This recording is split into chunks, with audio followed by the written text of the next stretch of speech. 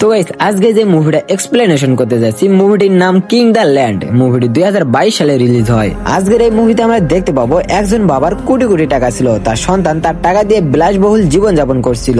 তার বাবার এমন একটি হোটেল ছিল যে হোটেলটি বিশ্বের 1 নম্বর হোটেল, এবং ওই হোটেলে এক রাত কাটাতে হলে গুনতে হতো $10,000। তো গাইস চলো বেশি কথা না বলে আজকের মুভি এক্সপ্লেনেশনটা শুরু করা যাক। আর তোমরা যারা এখনো চ্যানেলটি সাবস্ক্রাইব করো না, অবশ্যই সাবস্ক্রাইব করে ভিডিওতে একটা লাইক দিয়ে দাও। 2015 সালে কিং হোটেলের ট্রেনিশিপ ইন্টারভিউতে চায়ন সারাং ভাঙ্গা হিল পরে এবং কোনো ব্যাচেলার ডিগ্রি ছাড়াই ঢোকে।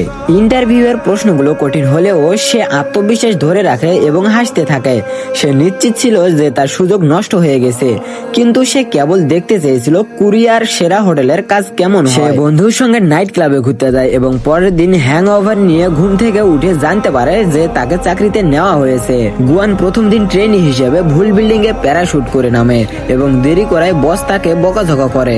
অন্য ট্রেনি নো সাংসিক তাকে ভালো ইন্টার্ন হওয়ার টিপস দেয়। বস তাদের ফটোকপি করাতে পাঠায়, কিন্তু গুয়ান মেশিন চালাতে জানে না, তাই সাংসিক তাকে সাহায্য করে। কার্টিস পাল্টানো লাগলেও তাদের বস সাংসিককে বলেছে কাপাতে যতক্ষণ না কালি বের হয়, গুয়ান সাংসিকের পক্ষ নিলে তাকে চাকরি থেকে বের করে দেওয়া হবে। পরে সে ডিরেক্ট সোয়াকে ফোন করে ক্লিনার আর প্রিন্টার ঠিক করানোর কথা বলে। তখন সবাই জানতে পারে সে আসলে চেয়ারম্যান গুইল হুনসের ছেলে। সবাই ক্ষমা চায়, কিন্তু গুয়ান চাকরি ছেড়ে চলে যায় এবং সাংসিকেও নিয়ে যায়। চেয়ারম্যান ইন হুন চেয়েছিলেন সে নিচ থেকে উপরে উঠে যাক, কিন্তু গুয়ান আবার ইউকে যেতে চায়। তার সৎ বোন গু আরান চায় পুরো কোম্পানি শুধু তার হোক, তাই সে গুয়ানকে বাবা ও কোম্পানি থেকে দূরে রাখতে চায়। ট্রেনিং চলাকালীন সারাং কিং সুমির কাছ থেকে শিখে যে সবসময় হাসি খুশি থাকতে হবে এবং অতিথিদেরকে রাজার মতন সার্ভিস দিতে হবে। সুমি তাকে বইয়নের কাছে ট্রেনিং এর জন্য পাঠায়, কিন্তু বইয়ান নিশ্চিত যে সারাং 1 মাসেও টিকবে না।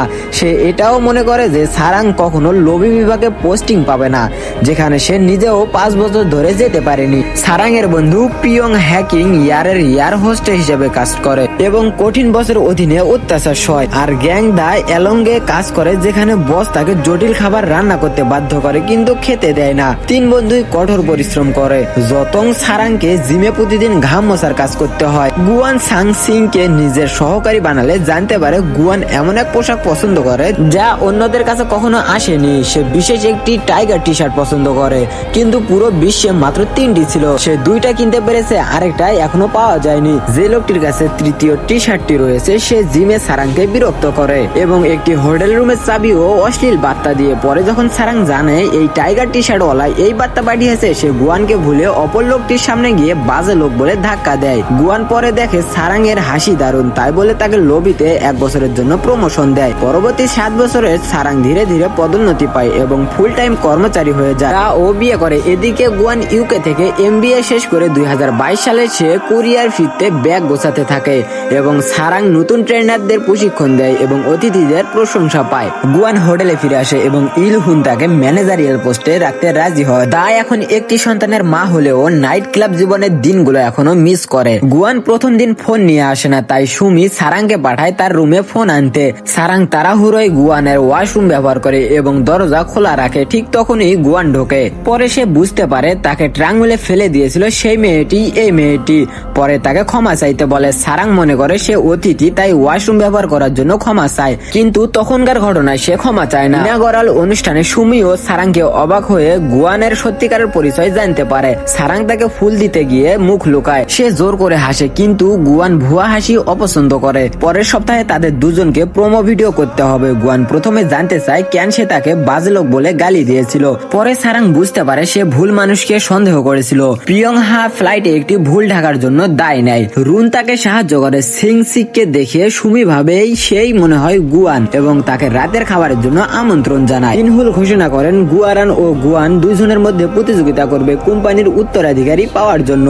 সারাং এর স্পিচ শুনে তিনি মুগ্ধ হন এবং তাকে টুনা মাছের সেরা অংশ উপহার দেন। সারাং টুনা তার দাদি বা প্রেমিক ইউনামের কাছে দিতে চাইলেও কেউ নিতে চায় না। সে নিজেও শৈশব মনে করে। মাকে প্রতিশ্রুতি দিয়েছে হোটেলে কাজ করবে।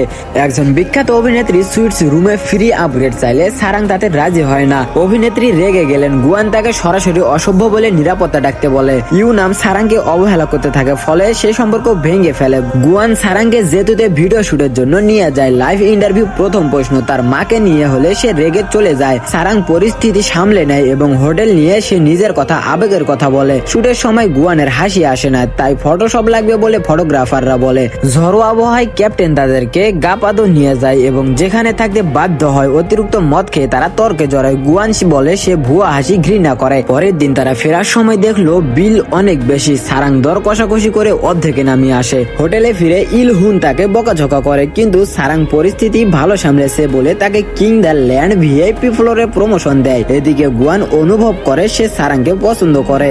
ম্যাকারন কিনে আনলেও তাকে ইউ নামকে আলিঙ্গন করতে দেখে মন খারাপ করে।